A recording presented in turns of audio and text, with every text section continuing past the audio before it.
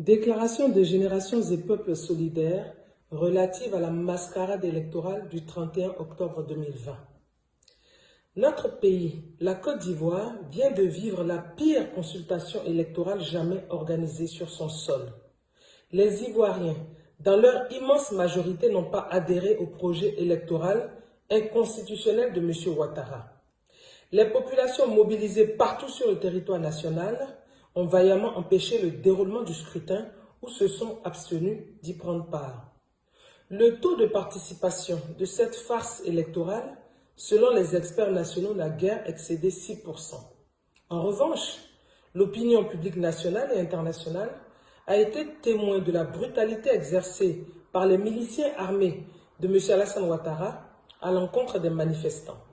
Cette violence abondamment documentée et relayée par tous les médias a occasionné de nombreux morts et des blessés graves dans les rangs de l'opposition, dont pour certains, le pronostic vital reste engagé. La Côte d'Ivoire, par le fait exclusif de M. Alassane Ouattara, se trouve plongée dans un état de quasi-guerre intérieure qui laisse apparaître les prémices d'un affrontement intercommunautaire et la déchirure durable du tissu social. Si rien n'est fait pour stopper cette dérive, notre pays risque de revivre les tourments d'un passé pas si lointain.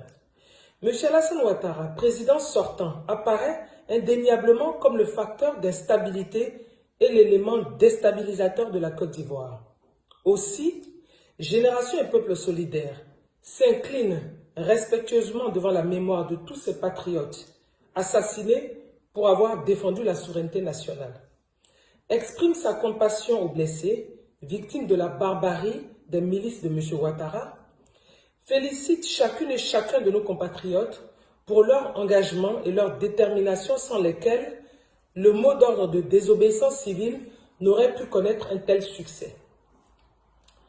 Tirant toutes les conséquences du fait que M. Alassane Ouattara a trahi son serment de défendre la Constitution, a causé la mort de plusieurs Ivoiriens par ses milices, a été désavoué de façon cinglante par 94% de la population électorale, Générations et Peuples solidaires, dès à présent, ne reconnaît plus M. Alassane Ouattara comme président de la République de Côte d'Ivoire.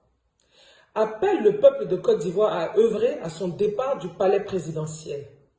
Appelle l'ensemble de l'opposition à une concertation en vue de mettre en place des institutions de transition consensuelle pour organiser dans les meilleurs délais une élection démocratique, transparente et inclusive.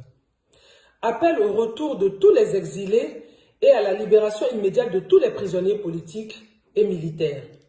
Appelle toutes les forces vives de la nation, y compris les forces régulières, à se mettre à la disposition du gouvernement de transition qui sera mis en place.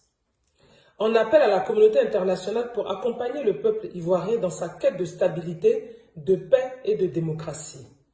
Tient particulièrement M. Moussa Faki, complice des tueries qui ont eu lieu en Côte d'Ivoire, et demande au président de l'Union africaine de prendre à son encontre toutes les mesures appropriées.